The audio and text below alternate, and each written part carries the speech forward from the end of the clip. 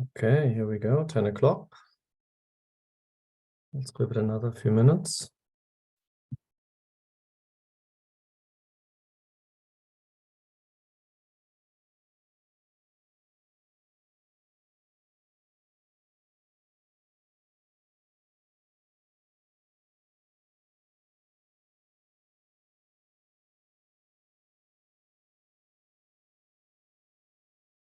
So good morning, everyone. It's 10 o'clock.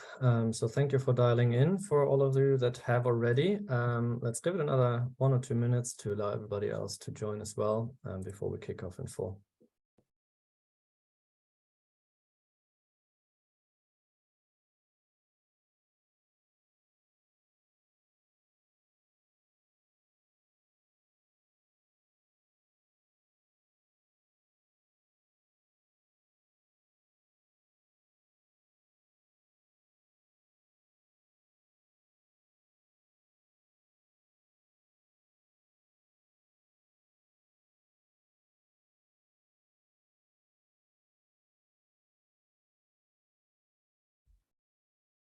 Right. So we're still counting up a little bit. Now just around 190 participants, but I suggest that we do take it away so that we stay on time. So thank you very much, everybody, for joining and being interested in our today's edition of our Battery Pass webinar series. It's great that you're joining and that you're taking care of Battery Pass and want to learn more about our work. So this being the second one in our range of webinar videos and sessions.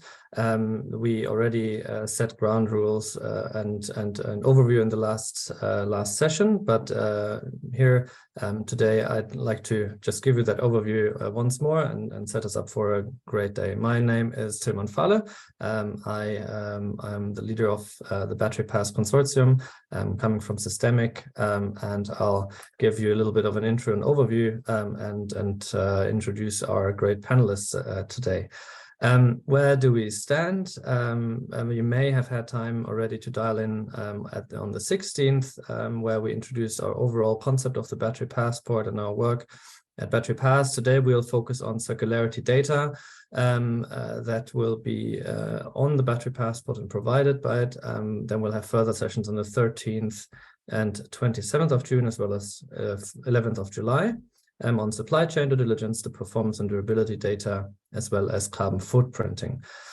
With me today are our content experts and industry experts from our consortium, and I'm super happy to have you all with me, folks. We have Johanna Kleine-Jäger, senior analyst at Systemic and responsible for our sustainable responsible sourcing elements, as well as circularity. Dr. Lisa Risch from Architect, who is co-leading the work on circularity through Architect in our work package 2. And then also with us, Dr. Sven Janssen from Umicore, Director of Governmental Affairs, Dr. Thorsten Freund from BASF, and also a leader in the Global Battery Alliance Battery Passport work, and of course Josef Schön from Corporate Strategy and Sustainability at Audi. Everybody, it's great to have you. Thanks for making the time. So what are we doing today?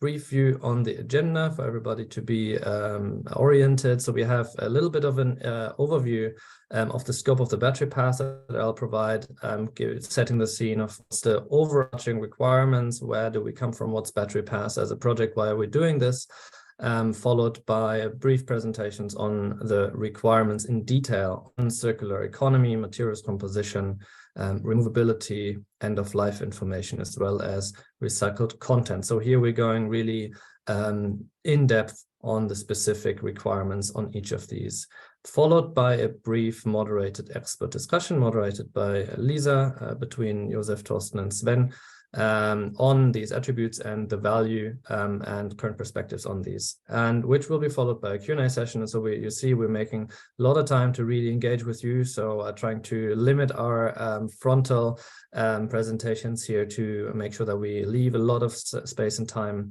for you to ask questions and engage with us, with the experts, and then really make this a two-way discussion. And then we'll close at latest at 11:30. And just before we start, our ground rules. You have noticed and agreed that the meeting will be recorded so that those that can't join today can see it later on. The participant videos are disabled to save the bandwidth and focus the discussion on the experts during that time. You're also going to be muted for quality reasons. And please use the Q&A functions for your questions. We'll sort them out and address them in the Q&A session as far as possible. And of course, during the Q&A session, please use the raise hand sign so we know that you would like to take the mic. And last but not least, probably it goes without saying, we're talking pre-competitively here, so no competitive information such as a project or economics may be shared, just so we're clean and remain in this topic and legally sound. So before we dive into the content, we would briefly like to turn the mouse over to you, really, and are curious to learn from you first, for which type of organization are you working? Then how familiar are you so far with the requirements of the battery passport? And thirdly, did you already read our content guidance? Yes or no? We're really curious, and thanks for your replies, if you may.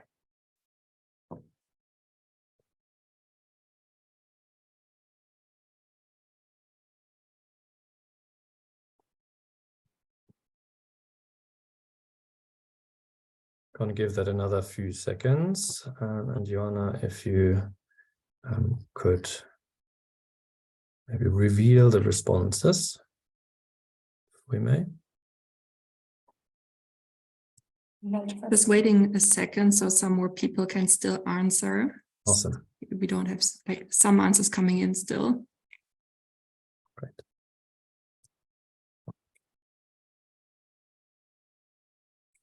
Okay, that looks good. Let's see.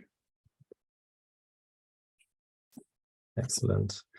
Right. So first glance, so thank you very much for replying. A good 20% from research and academia and a whopping 45% from industry, as well as some more from consulting. That's an excellent turnout, and especially for our industry participants. Thank you for making the time. For sure, timely to get all clued up about the requirements that are coming in. And it's good to see on the second question that most of you are already fairly knowledgeable about the requirements, but for sure it's really clear, there's still quite a bit of questions to answer, which is our reason to start this whole project. And yeah, a good distribution, I think, between those that have already found the time to go into our mammoth document and the detailed analysis, and those that use this to get informed to begin with, which is great, which is exactly the breadth of why we're doing this webinar. Thank you so much for letting us know. That is super helpful to help us frame the discussion further. So with that, let's dive in about our project and about the Battery Pass.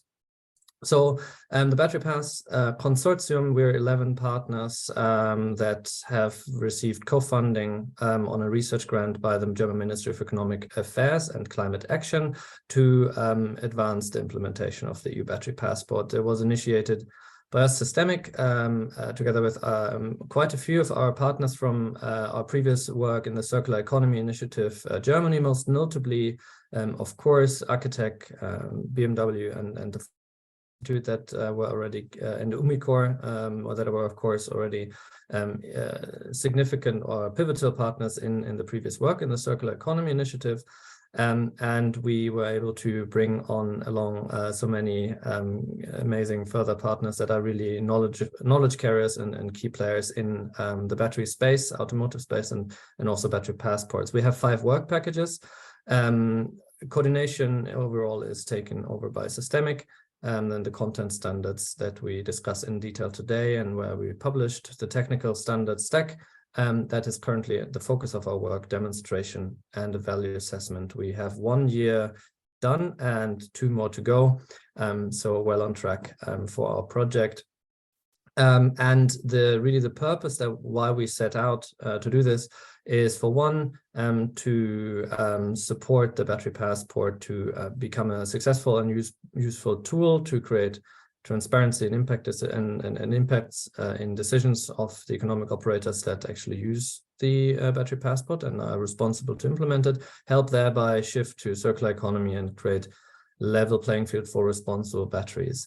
We recently, and maybe you followed this, launched our first deliverable, the content guidance that we're going into depth today at the Hannover Messe in last month, launched by Systemic partner Sophie Herrmann, with Thomas Weber, the president of the Architect, and State Secretary Michael Kellner of the Greens that made time to launch us, which was an amazing event on the stand of the ministry at BMWK with great turnout also. And what we have is a comprehensive report that really goes into the nitty-gritties.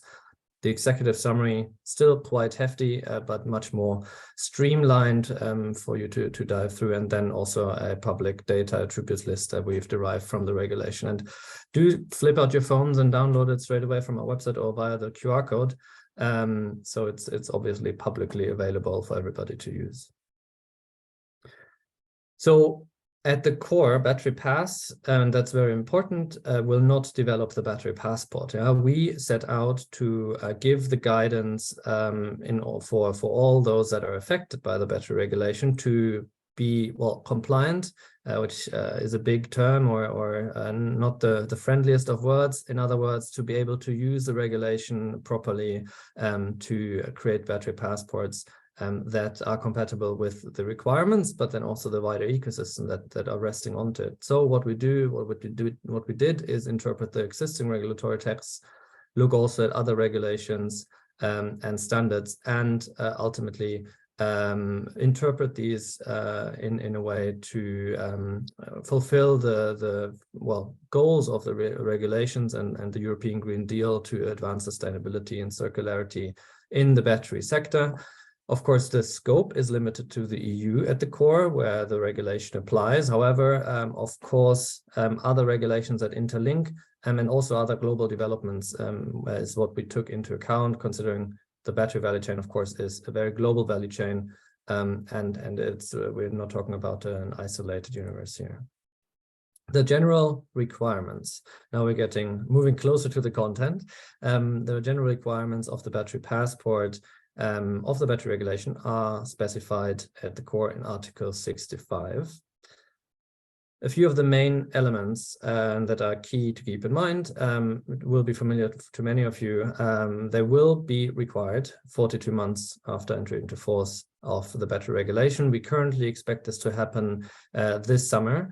The final draft has been agreed on and is currently in final legal review. And so probably this summer we'll see the final text to be published as law, meaning by Q1 2027, the battery passport will have to be implemented for all batteries in light means transport, all industrial batteries with capacities larger 2 kWh, and all electrical vehicle batteries, which altogether will take a share of far more than 90% of all batteries in the market, and thus a huge coverage, all of which doesn't matter if the provider of these batteries are European or from other places. The point is these are going to be introduced into the European market. So if anybody, be it US, European, Chinese, or elsewhere, wants to sell these batteries into European market, they will have to implement a battery passport according to the regulation. And the responsibility to do that lies with the economic operator that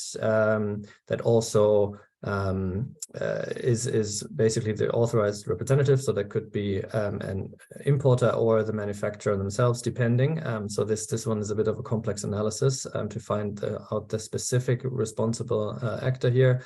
And again, it's about placing the battery on the market. the data on the battery passport, and that is key, and we'll talk about a lot of the data points in a second, are segmented according to 3 main access groups. So that is key to keep in mind. There is elements of the data that will be available to the general public. So no access restrictions, and will really available to anybody that reads the battery passport. Then the second one is highly restricted, that is going to the notified bodies, the market surveillance authorities, and the European Commission. So this is really the public actors. And then lastly, people with organizations with illegitimate interested persons, aka B2B data, that will be access restricted, and therefore will be secured, and only be available to market actors that have a legitimate interest to using them. So we segmented these data, I think around 150 data points in total that you'll find on the data attribute list, according to these 7 clusters, which are the general information, labels and certification, supply chain due diligence activities, circularity, and resource efficiency are focused today, alongside with performance and durability, materials, and carbon footprint. So you see a really comprehensive coverage, and thus our entire range of webinars to cover all of it with the depth that it requires. So far for our background and the overarching content requirements and content, and now I'm going to hand over to Joanna and Lisa for the content presentations in detail. Lisa, would you like to share the screen, or should I continue? Please continue. All right, It would be will better. do. And here, over to you. Thank you. Thank you very much, Tilman. Yeah, the Commission actually formulated 3 main goals for the new battery regulation, one of them being the promotion of a circular economy. It therefore might come as a surprise that the circular battery design, which actually stands like at the very beginning of the battery life cycle, is scarcely only addressed in the battery regulation. The regulation, however, formulates specifications or requirements concerning the substances in the battery, and thereby refers to the EU chemical regulation. It also puts targets on the recycled content shares that are included in the battery. However, if you have a look at this list, you might see that a focus is rather put on the end of life treatment and the recycling of the batteries. Therefore, the battery regulation puts or sets targets for the recovery of materials, but also on recycling efficiencies and on recycling rates, on collection rates for the batteries that are waste. And also the battery regulation aims at better informing and better educating the end user by providing information as to how to handle waste batteries at the end of life. So how is this topic reflected in the battery passport? Actually, number 1, materials and composition. So information on materials and composition, in particular on hazardous substances, have to be provided via the battery passport. Number 2, the battery regulation aims to use the battery passport to help remove and to replace batteries, but also to dismantle or to disassemble batteries. Therefore, dismantling information and information on spare parts and on suppliers, including also safety measures, have to be provided via the battery passport. Topic number 3, waste management. Information on disposal, on the disposal of waste batteries, on take-back points and collection points have to be provided via the battery passport. And last but not least, and we'll dive deeper into this topic later on, recycled content. Information on the recycled content shares for lead, cobalt, lithium, and nickel, as well as actually the renewable content, have to be provided via the battery passport. So we'll actually dive deeper into these 4 topics in the following, and we'll start off with materials and composition, and I'll therefore hand over to my systemic colleague, Joanna. Perfect. Thank you very much, Lisa.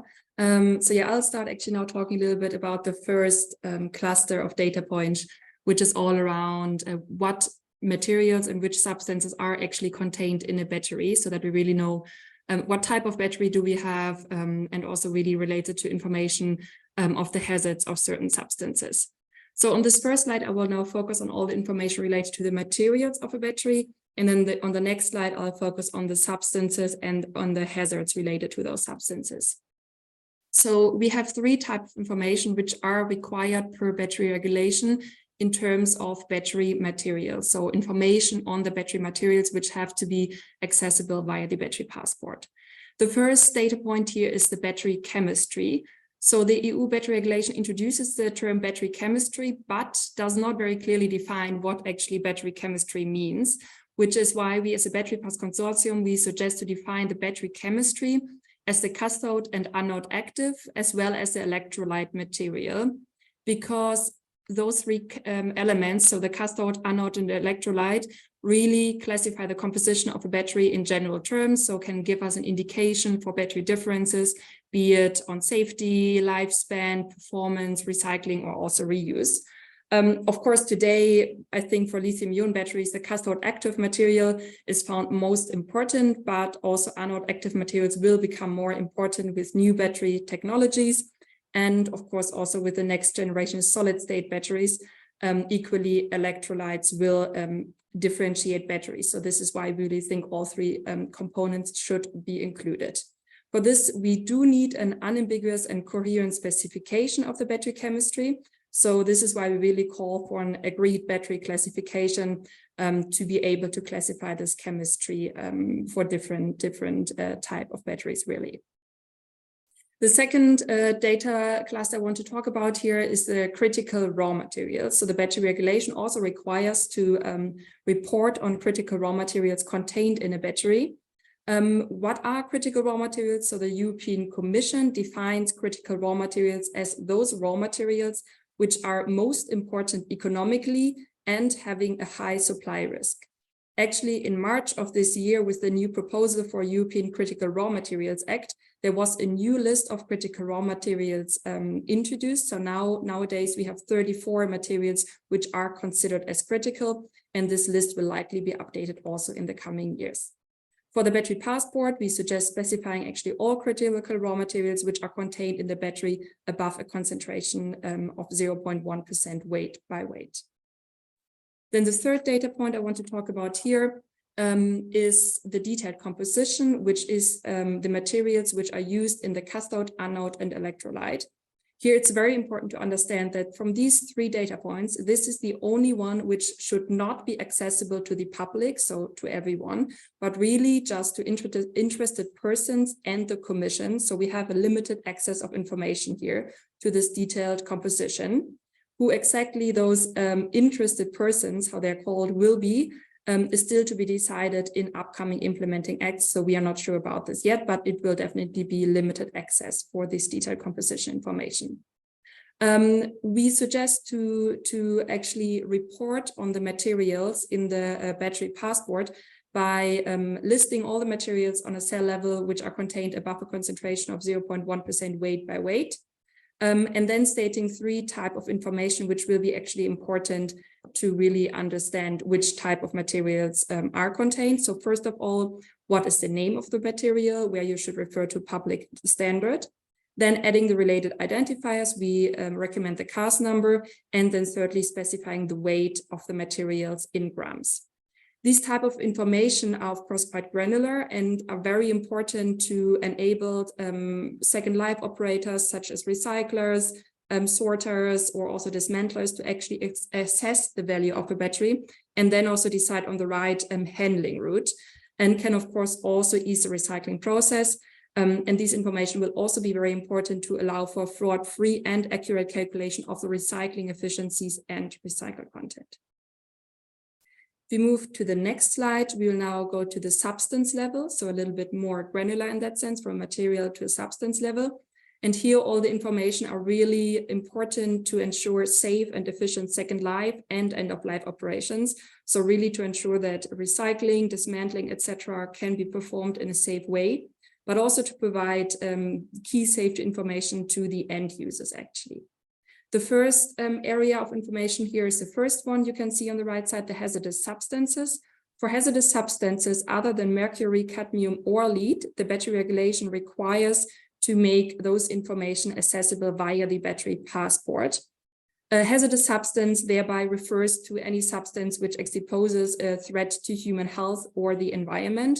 And these hazards are laid out in the so-called CLP regulations. So there you will actually find the type of hazards which are referred to here also in the battery regulation. In the battery passport, you should include also a range of different information on these hazardous substances. And we do suggest to have 5 types of information included. So for any hazardous substance above 0.1% weight by weight, we suggest to first state the name of the substance by either stating, for example, the UPAC or the chemical name. Secondly, to specify which hazard class or category does the substance actually fall under. Then adding the related identifiers, again, here we refer to the CAS number. Then as the fourth information for hazardous substance, it's actually quite important to specify what is the location of the substance, so in which component of the battery does the substance sit. And lastly, to specify the concentration range in percentage of that substance. Afterwards, we also have the requirement of the battery regulation to specify what the impact of substances on the environment, human health, safety, and persons is, which is especially also addressing all those batteries which are littered or discarded or end as unsorted waste. So to specify what impact these substances could have. These impact statements are not very clearly defined in the battery regulation, but we do suggest to really base those impact statements on already commonly used statements. For example, we have statements introduced in the REACH regulation and the CLP regulation, or also in safety data sheets, we already do find such impact statements. And then last but not least, we have the symbol for cadmium or lead, which should be stated on the battery and also in the battery passport. So if a battery contains more than 0.002% cadmium or 0.004% lead, the chemical symbol of lead or cadmium has to be included in the battery passport. For all these informations on this slide regarding substances, but also material information of the previous slide, it's very important to keep in mind that companies who will need to report on these information in the battery passport already do have data systems or also requirements from other regulations they can build on. So it will be a bit easier for them to access information because it's not the first time they actually asked to provide this information. Just to give like 2 examples, on the one side, we have industry systems, such as the IMDS, which is the International Material Data System of the automotive industry, where already a lot of information on materials, but also on substances are contained. And on the other side, on the regulatory requirement side, we have regulations such as REACH, which is requires reporting on substances of very high concern.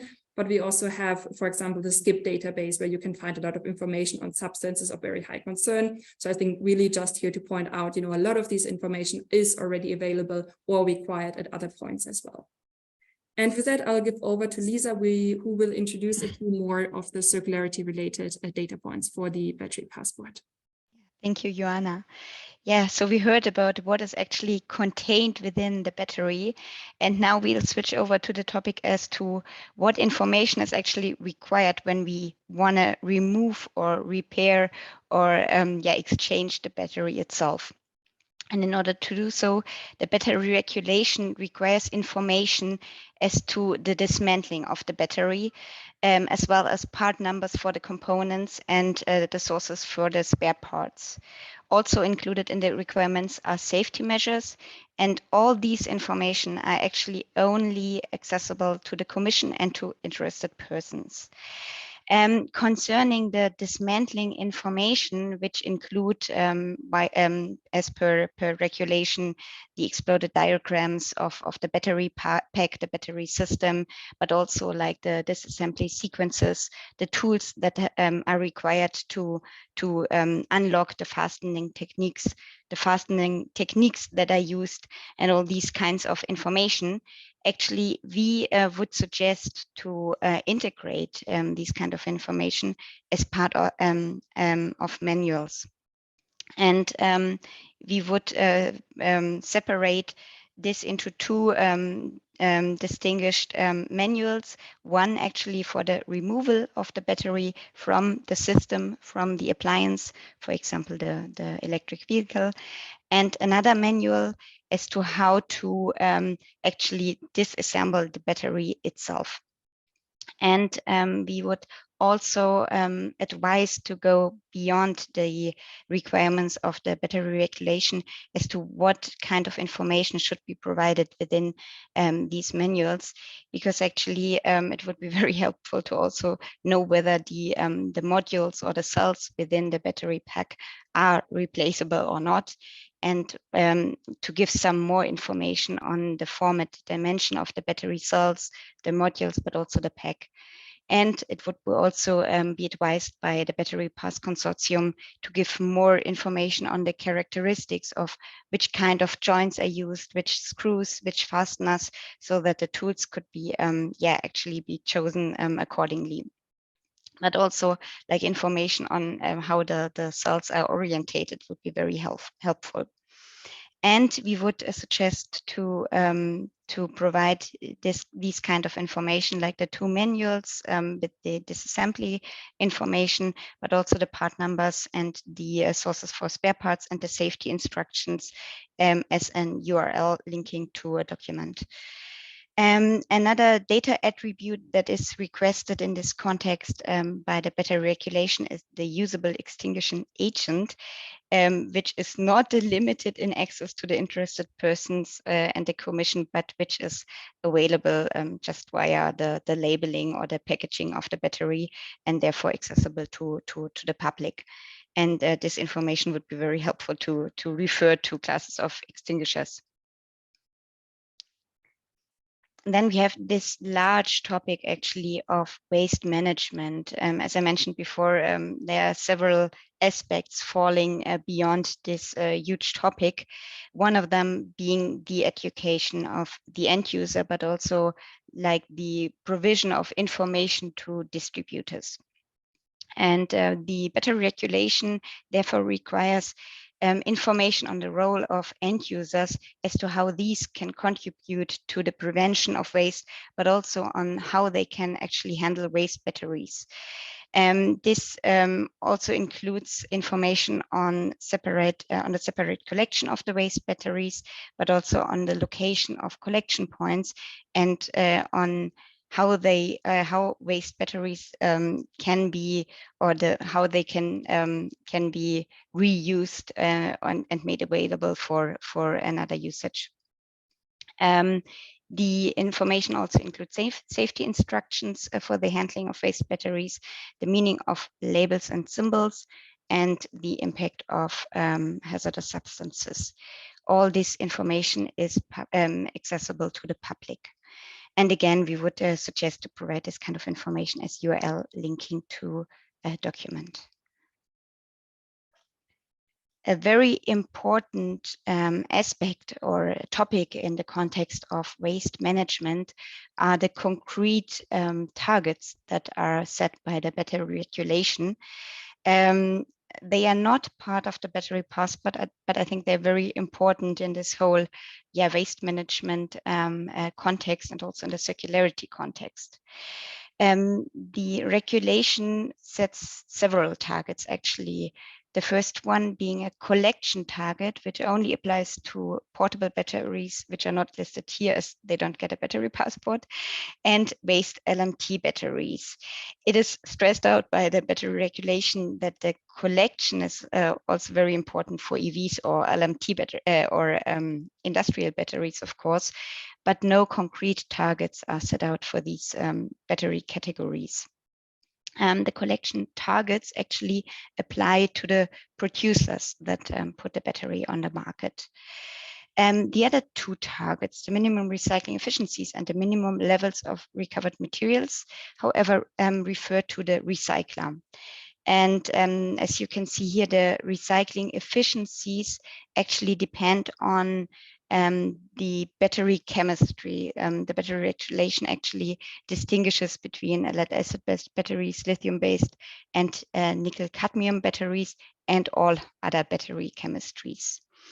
The minimum levels of recovered materials refer to chemical elements as listed here: cobalt, lead, lithium, nickel, and copper.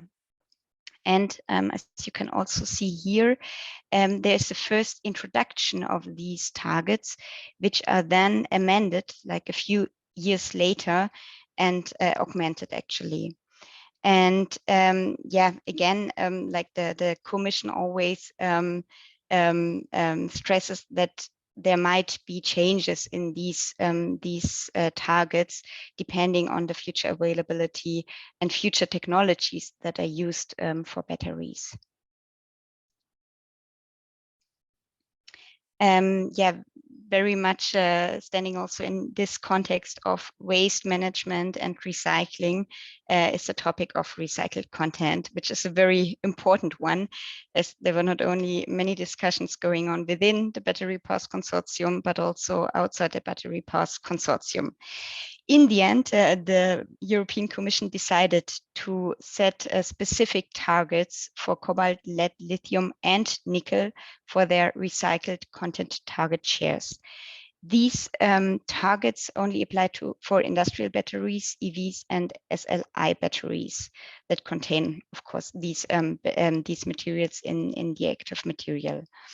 There are two types of targets, like the first ones introduced mid-2031 that are then, as you can see here in the table, put up like a few years later.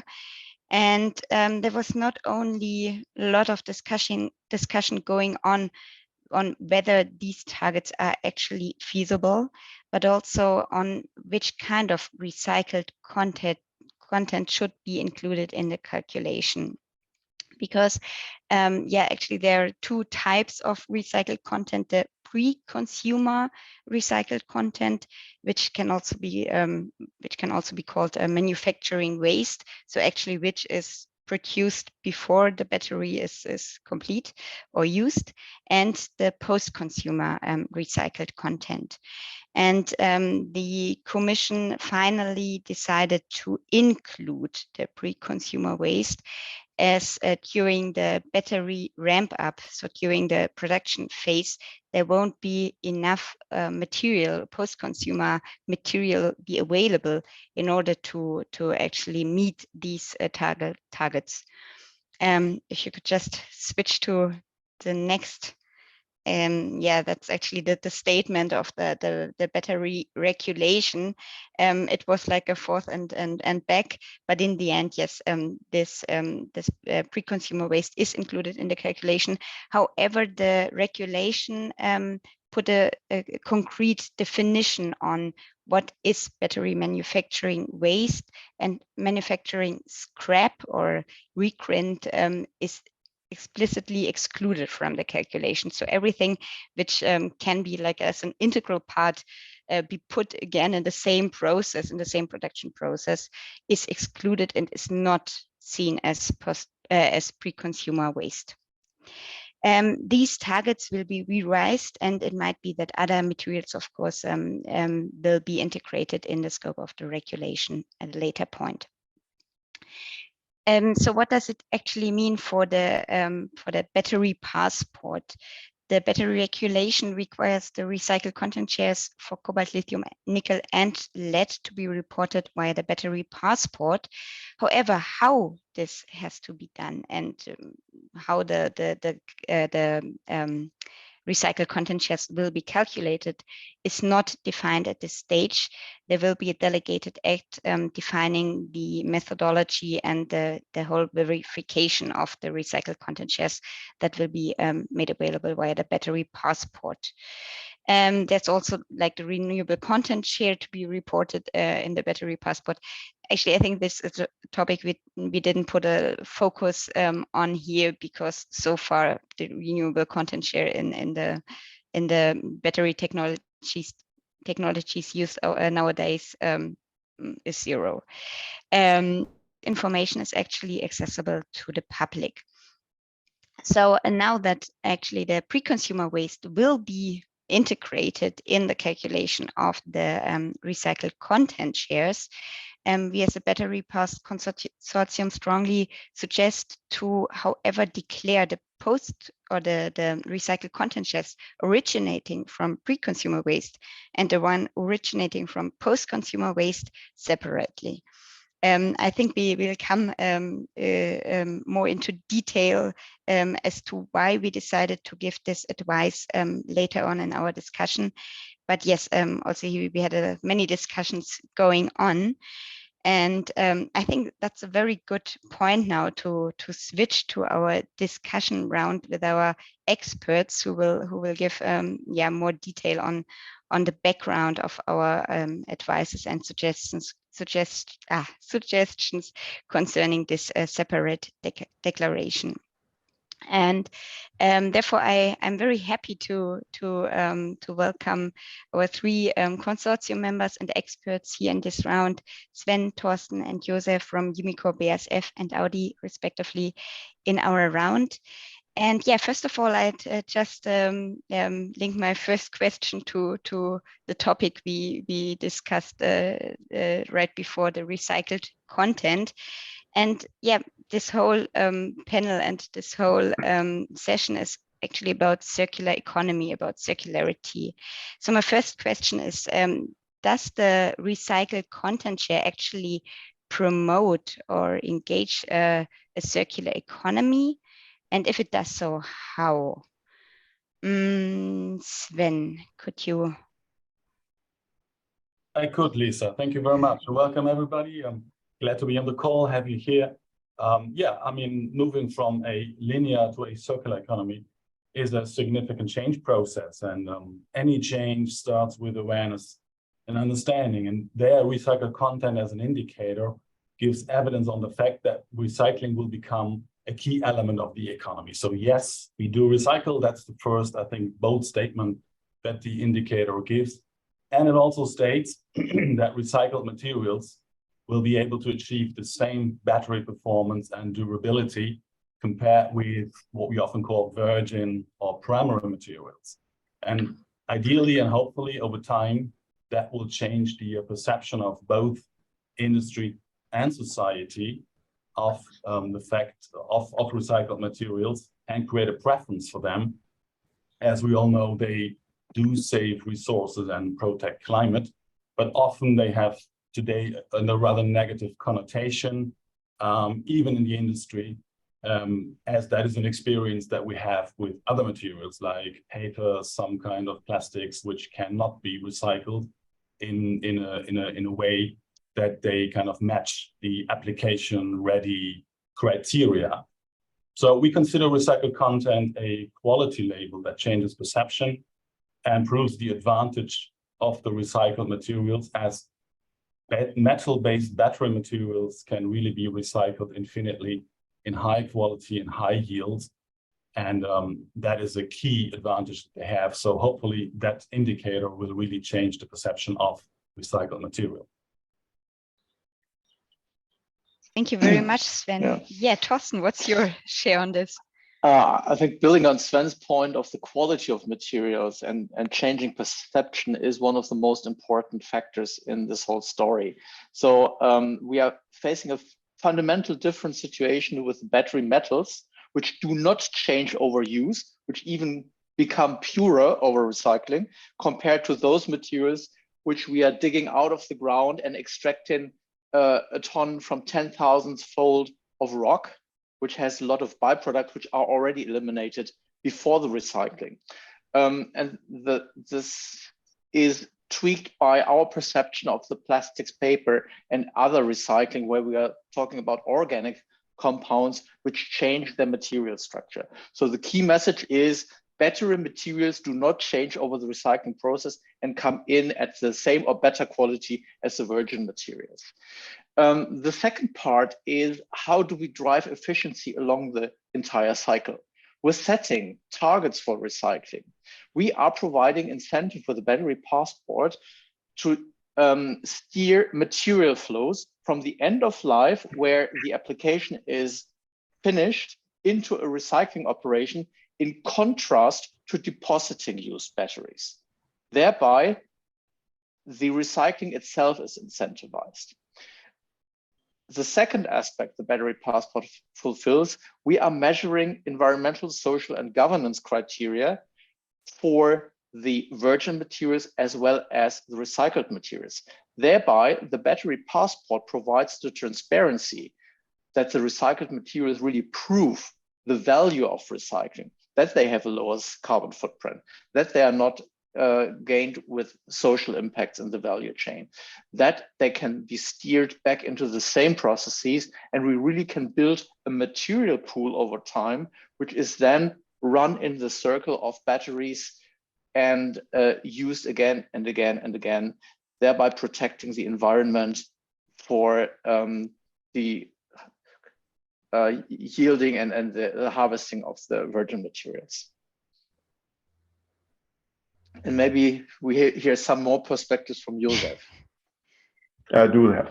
Well, first of all, I would say that building circularity, especially in batteries, is a very complex undertaking, and the targets for recycled materials, they show the clear will of the Commission that this will be mandatory in future. So, and I know people tend to be a bit cozy, if not even lazy, with such complex value chains at the end.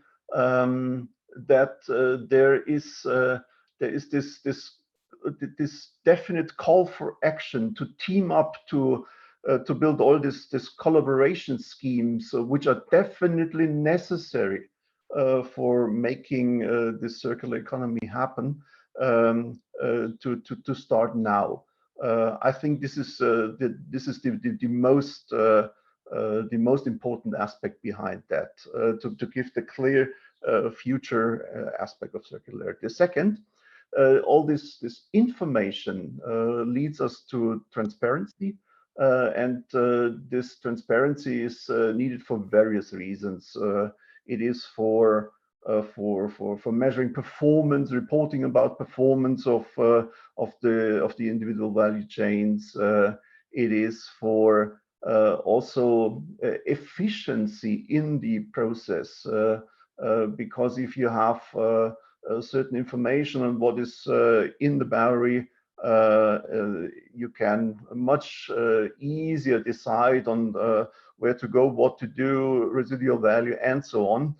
So this is a second important thing. And lastly, building on what Sven put before, is we have clear evidence from end customer research that recycled material, or let's say waste material in new goods, is somehow seen negative by the consumers.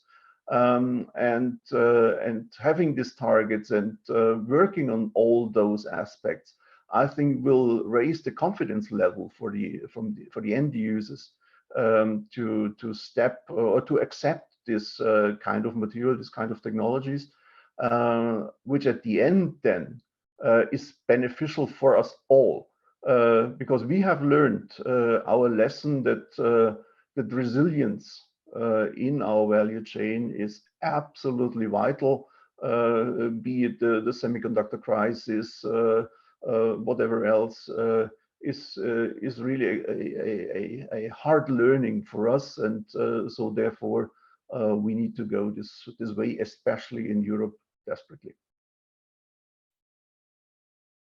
Thank you very much, Josef. So to dig a bit deeper into recycled content even, we as a Battery Pass Consortium advised to declare and to calculate the shares of recycled content originating from pre-consumer waste separately from the recycled content shares that originate from post-consumer waste. could you just give us some hints, some background as to what motivated us as a consortium to give this advice? Yeah, again, I would call Sven first. Okay, sure, Lisa. Yeah, we wanted it to be a checkpoint for the evolution of the future material pool, distinguish between pre and post consumer waste, and how that, let's say, evolution will change over the next 10 to 20 years. For example, we still anticipate that even in 2030, around 60% from the roughly 2 million metric tons of battery waste will still be production waste. And only beyond 2030, that will then gradually change. And in order to trace this, we wanted that distinction to happen. And of course, to motivate to keep used battery materials within the EU and prevent leakage to regions where recycling would, let's say, occur under non-equivalent conditions. So that is really important as a motivator. So again, transparency, making it aware, making it understood is a prerequisite for the right behavior. First, the right mindset, then right behavior to follow and behave in a circular way. And again, here, as a maximum transparency data point, we wanted that distinction. Thank you, Thorsten. Yeah, and these proven data shall make it really transparent and measurable that we avoid leakage into deposits or other end uses of those precious materials. In other words, positively formulated, we want to keep the material in the loop. And therefore, we need to clearly have an indicator that states that all those materials, no matter where they are leaving the value chain, are recycled.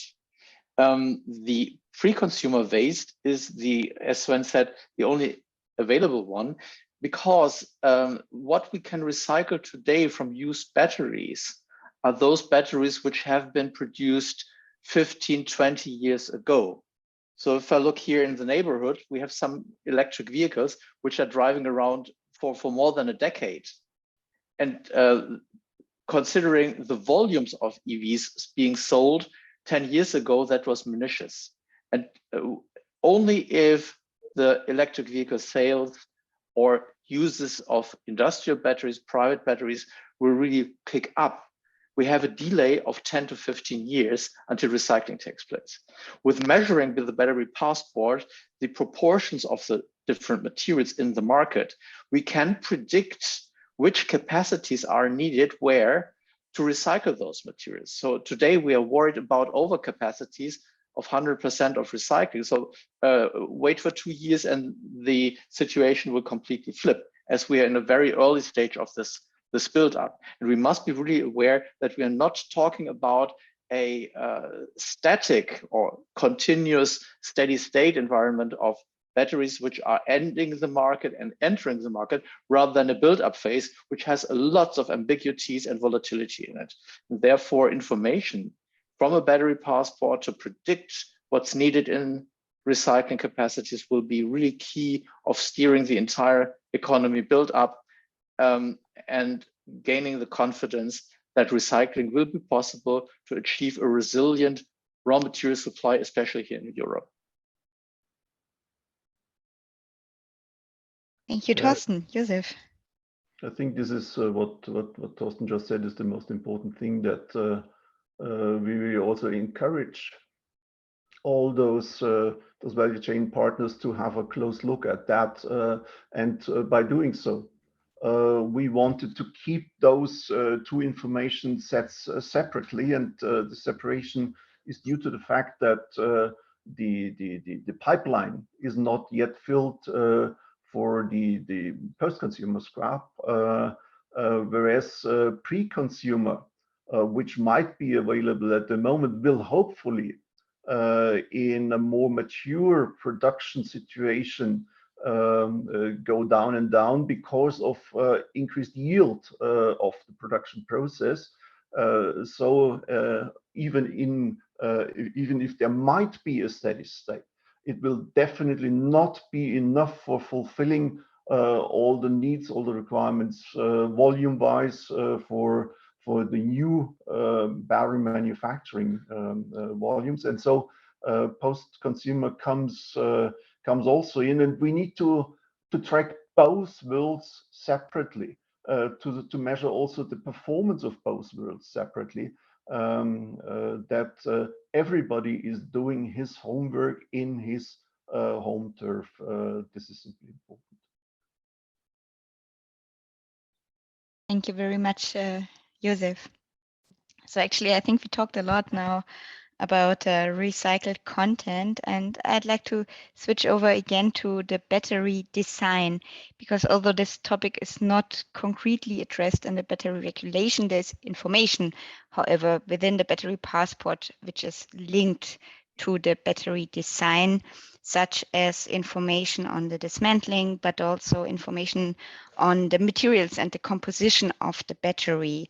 So the question is how this information on dismantling and on the materials, for example, actually helps in supporting circular battery value chains.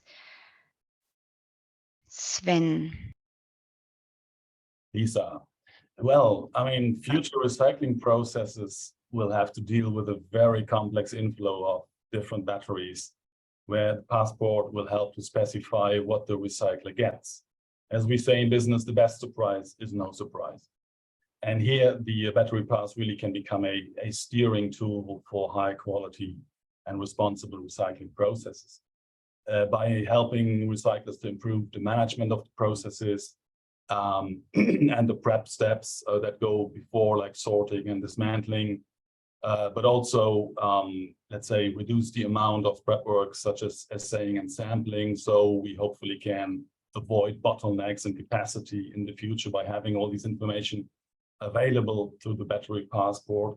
We can also speed up processes by switching dismantling, excuse me, from manual to automatized processes by having machine-readable information like dismantling manuals in the battery passport. And as you mentioned, battery design, finally, what's the fact that these information will have to be contained in the battery passport will also trigger is a reflection of the battery producers about end-of-life treatments within their design processes. So that we kind of force them to think about what will happen with what I manufacture here at the moment at the end of life. So that battery design ideally will reach a condition where it will be easy to recycle, easy to dismantle, and the materials, the components can much smoother be disaggregated again, which is a key component or key element of a circular economy. So that's what we think is some of the key points, and I think Thorsten and Josef will have a few more for you. Yeah, thank you, Sven. So it's really hard to add some thoughts to this already comprehensive answer. I would like to draw your attention a bit on what really needs to happen along the value chain. So we are here in the recycling and circularity, not talking of one company developing a product and bringing the product to the market, or even recycling that product. We're talking here about a complete value chain of multiple steps, which have only the links together. But with the battery passport, we provide it's possible to provide an overview of the entire value chain, or at least critical data of the value chain, not the individual information about the actor, but the performance of the materials and the products, which will then lead to a pre-competitive discussion. What is really the key? Anyone in this chain needs to change in their processes, in their designs, in their products to make an effective recycling process possible. And that will be measured by the realized content of recycled material re-entering the loop. So there we have a lagging indicator, which is showing the effectiveness of our activities along the value chain. There is a lot of ambiguity, very clear. This is building up. This is a story about the future.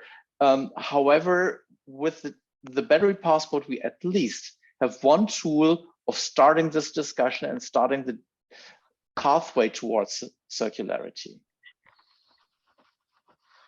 Yeah. My thinking is that the whole machine of circular economy will only run smoothly if it is efficient money-wise, and having all those information also regarding how to dismantle, how to regain material, and so on, will help the process to get more and more efficient, come down in cost, which then at the end helps all of us. And so therefore, this is a huge motivator to get on this.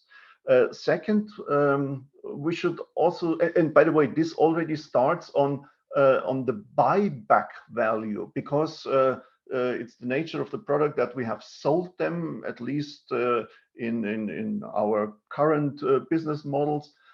So we need to have this buyback situation, and also the decision to see, okay, what is in a particular battery? Is it really worth having this one here in my portfolio? And is it easy to dismantle, and so on? So this is of huge economic value, and this is the driver for everything. And the second one is, we do not only think about end of life recycling. We also have to have other things in mind. Repairability. We have to see what second life is maybe doing good for the planet, and therefore also a lot of the information regarding battery design is of extreme value. So all in all, this is definitely good to have, and everything is welcome in that. Thank you very much, Joseph, also for bringing up again the topic of second life, which sometimes kind of stands into the shade of yeah, this whole recycling topic. Yeah, so thank you very much also for this share. We'll now come to our next and almost last part of our webinar, which is the discussion and the answering of your questions actually. And I'll invite all the participants of today's session here to answer the questions. Actually, I'd like to first of all pick one which was addressed several times, and this one goes to you, Thorsten, I think. You mentioned that the quality of the recycled material gets even purer as the quality of the original or the virgin material. Are there any studies supporting your view? And also perhaps also in this context, can metals really be recycled infinitely? Are there studies supporting this point? Well, that goes into the 101 of chemistry. To answer the second part first, so the metal inside a battery, it's a form of a salt, and this component representing the metal is unchanged over the process. This is really a material property which does not change over recycling. It's just one characteristic of the element which is in the material mix. So the metal itself does not change. That's really a fundamental principle of chemistry, which is a rule of nature.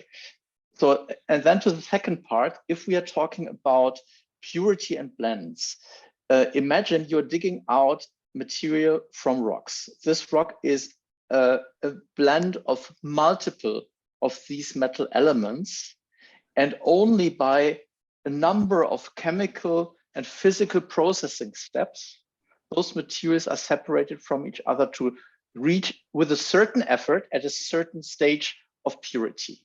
So these pure metals are then taken into the batteries, and the battery material after that goes into the recycling, which can be seen as an additional purification step.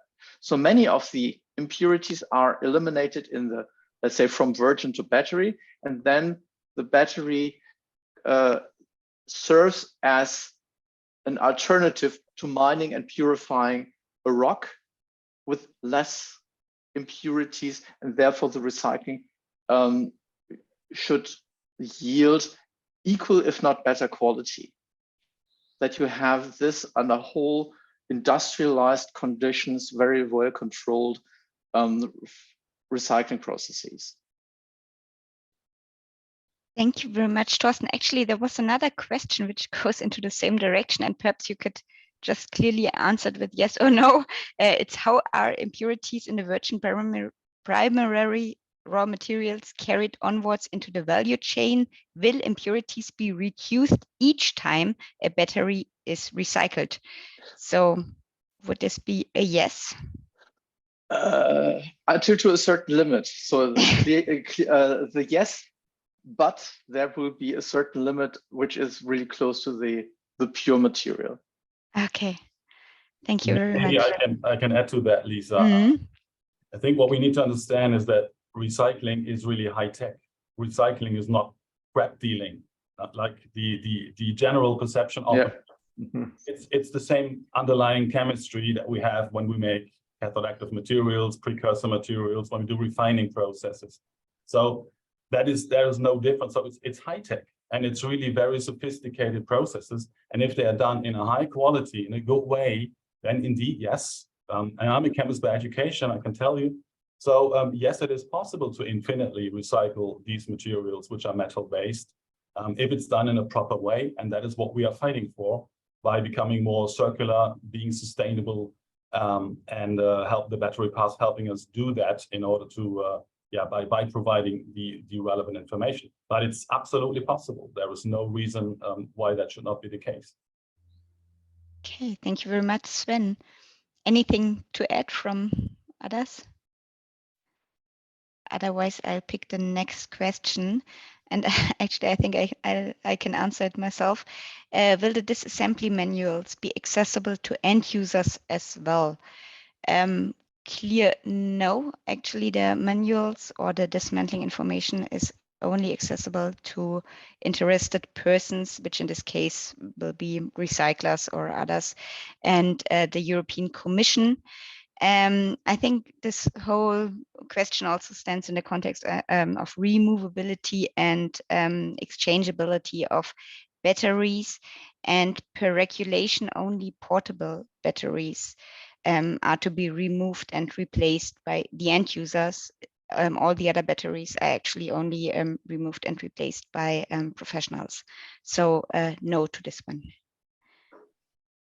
And I think we have other questions, actually, many of them concerning also the materials and the composition. So Joanna, perhaps looking into your direction, I would like to grab this one. Materials and composition. A battery contains more than just battery cells. Should not these other components also be listed, including plastic, copper, electronics? Yeah, that's a good question. So I think we have to look at the different data points which we have on the material and composition side. So first of all, if we talk about the very detailed composition in terms of really the materials, it's right that it's only on a cell level.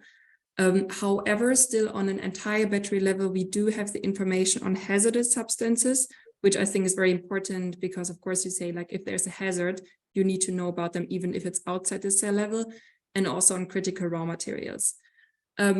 So for the really detailed materials, they are not stated outside the cell level, but also because in recycling processes, it's really most important to understand what is inside the battery, because, for example, the casing or the cables, etc., are much easier to actually value or like see and assess what materials they are compared to what is actually in the battery.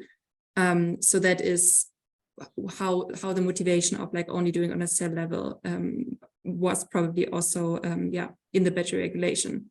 But also anyone else from the experts in here, if you want to build on that. But I think that's very much built on, I think, the needs in the recycling process, why these specific cell materials were actually in focus of the regulation.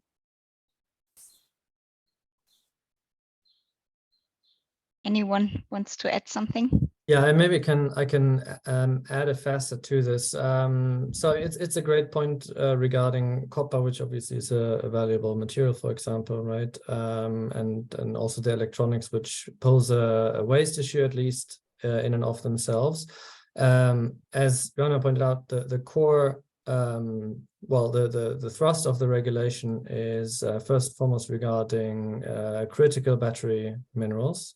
So especially cobalt, nickel, lithium, and graphite, where we see shortages, as well as then high CO2 footprint or environmental footprint materials.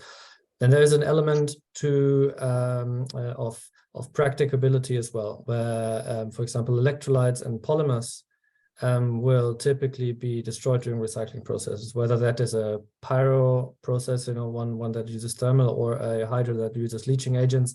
Regenerating these to actual manufacturing quality is extremely challenging, and there are some pilots that do this. But there is a question of economics really and impact, right? How relevant is this really to focus on these? Whereas copper, for example, sits outside of the cell typically, and in the process can be extracted more easily, and is typically done, right, because of its value. So there's a range of elements that play into this. And as the focus is really about recovering, especially the key and important battery metals, that is why the requirements were specified in this. And the practicalities play into it a little as well. Thank you very much, Tilman. I think now that you're talking, we could just switch over to the next question, which goes into the direction of international value or global battery value chains. How does the cooperation with Chinese cell manufacturers work, especially considering the recycling? Because currently most of the cells come from China. What if they don't participate? So since I did reply to that question in chat, let me take that.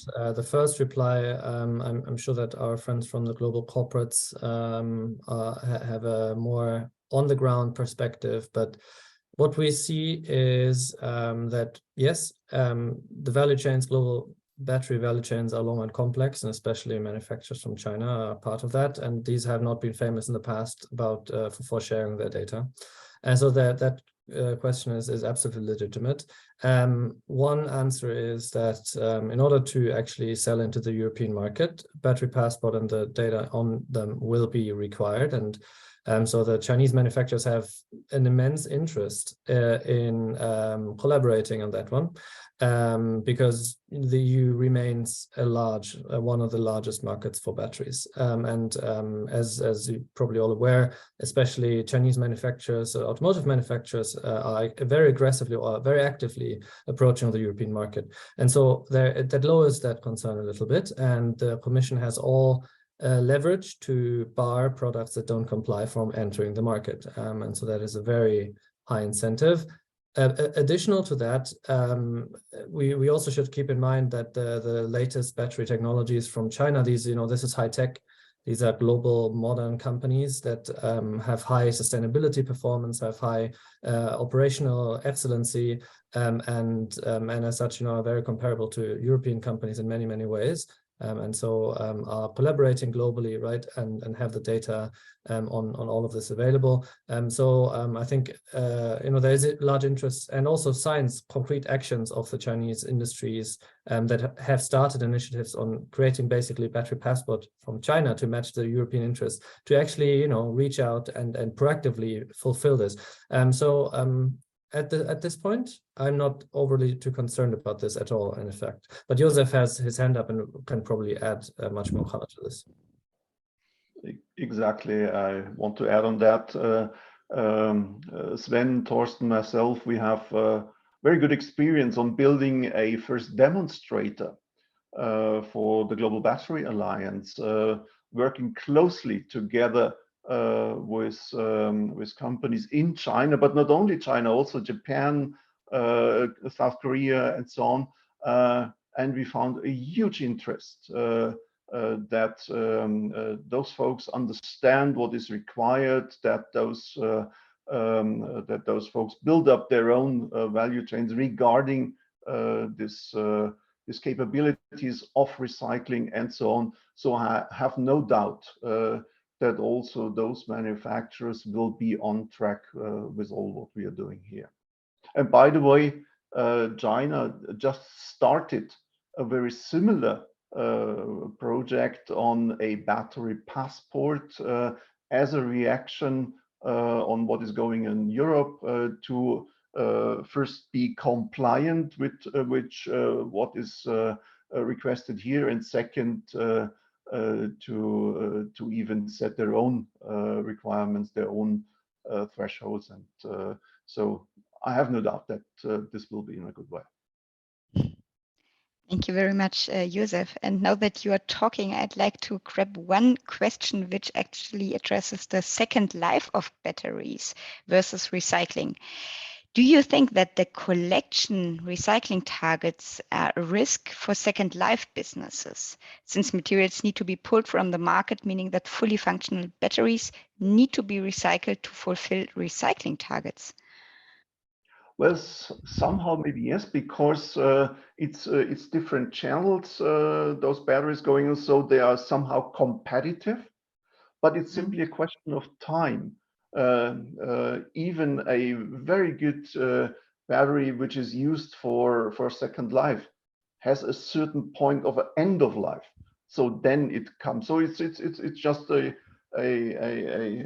enlargement of the time scale. Second, I'm not the greatest fan of second life, to be honest.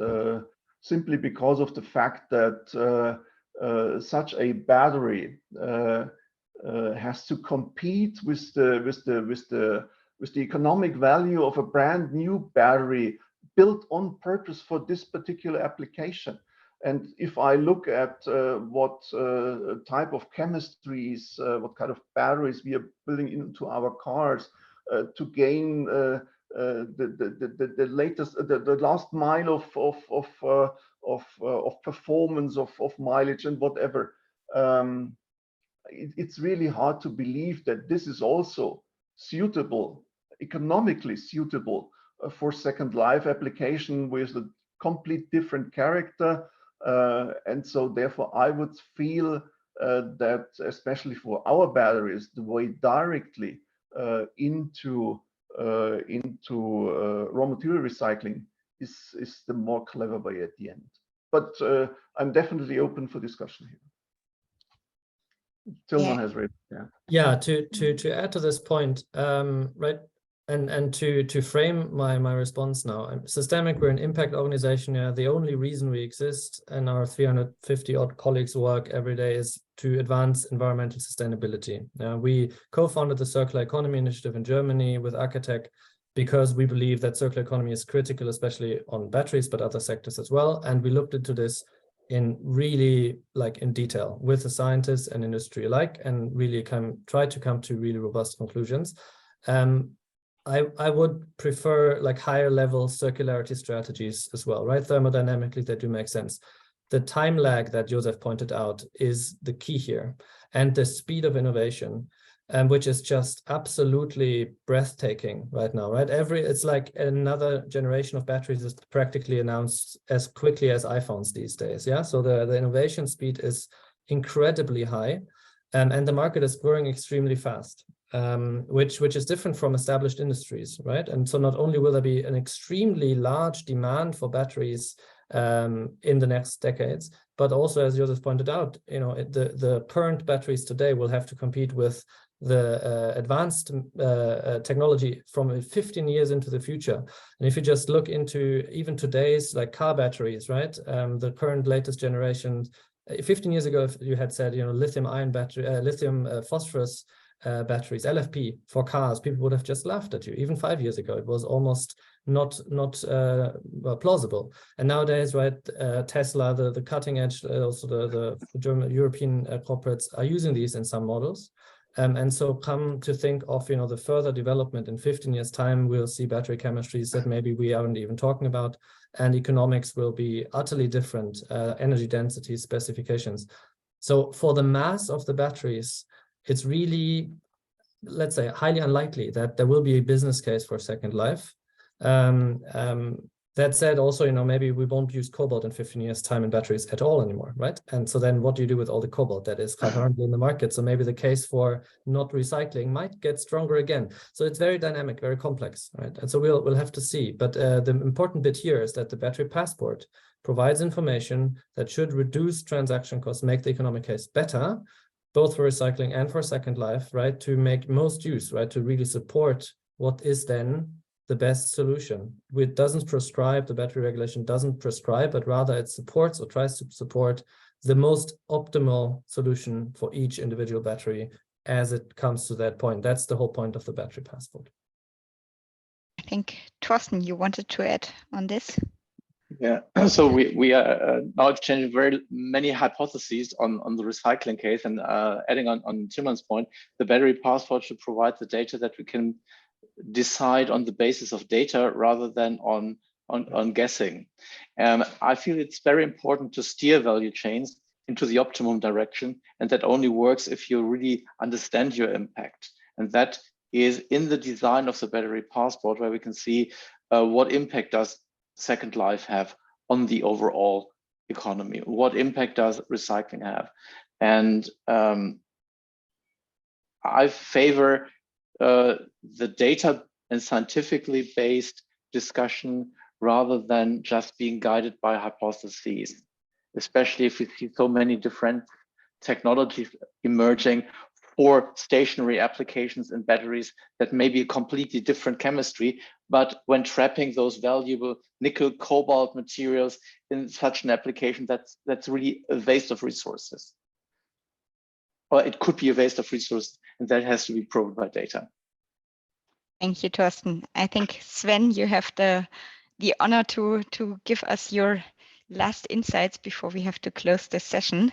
Yeah, very quickly. I would like to really underline what everybody has said, and we must not forget, it's not a done deal what we are talking about here. It's a starting point. We have a lot of upcoming secondary legislation where things will be revised, where methods will be defined. So we are only getting started, and everything that has been said is perfectly true. And we will see many technologies coming up. We will see many battery types coming up, which are perfectly suited for, let's say, dedicated applications, better than everything we have today on the market. And that is why kind of the entire battery regulation is rather flexible with all the delegated and implementing acts that are upcoming. But it's really, we need to start somewhere. And I think that is a very bold step. I think that's a very good message for the end, that we have to start somewhere. So thank you very much, everyone. And with that, I would like to hand over to Tilman to close our today's session. Yeah. Thank you, Lisa, and thank you, everybody, especially you, our participants today, for the very, very lively discussions and the dozens of questions. Very good questions, I find, and we hope that we have been able to provide some perspectives on this, and that our short presentation on our content guidance also helped you grasp quickly the core of what we're proposing here or what we've analyzed. So to look forward, as we pointed out in the beginning, this is one of several webinars. And if you're here, you probably know this, but the next one will be on 13th of June, in 2 weeks, on supply chain due diligence. Followed then by the one on performance and durability, really relevant for second life, by the way, as well as then closed off in July by the carbon footprint one. So do make sure to check in and register and share widely. We're very, very happy to have as many of you and your network online for the next sessions and really engage in that discussion further. So then what are we going to do as Battery Pass? What can you expect further? So of course, we're talking about our content guidance today. And so our first main deliverable has been launched. What are we doing regarding this one? We are, of course, as all of you, very well, longingly expecting the final launch and coming into force of the battery regulation, and we'll update the content guidance until next year with the news that come in. So this is a version 1 that will be refined further. We're currently putting together a position paper towards the European Commission on other elements that are outside of the scope of this piece of work, going further with some recommendations and aiming towards informing the delegated and implementing acts, which yeah, might be interesting for you also in terms of interpreting maybe gaps and upcoming changes that might come in, and are assessing how we involve ourselves in the further process. Obviously, this being an initiative that is just a project initiative comprised of us partners, and so taking individual steps as we see fit. And we're very happy to connect with you, share that knowledge further, connect with other initiatives.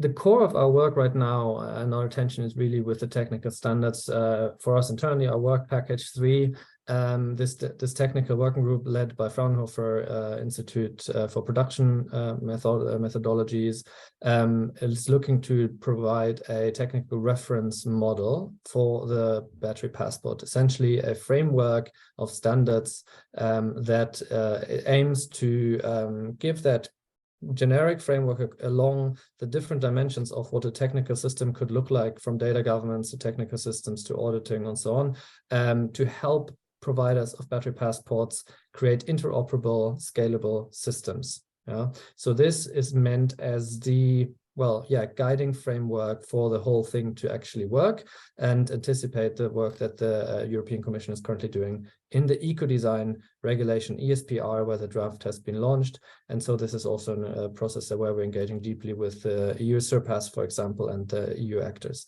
And so this will be contextualized in the EU context and the global data spaces as well. Furthermore, we've started our work on a demonstrator, so making sure that from the content work and the technical framework standards that we're putting together, that this is viable. Our work package lead Circular is leading us on really putting this into practice, and maybe similar to the Global Battery Alliance work that Josef alluded to, that was launched in Davos this year.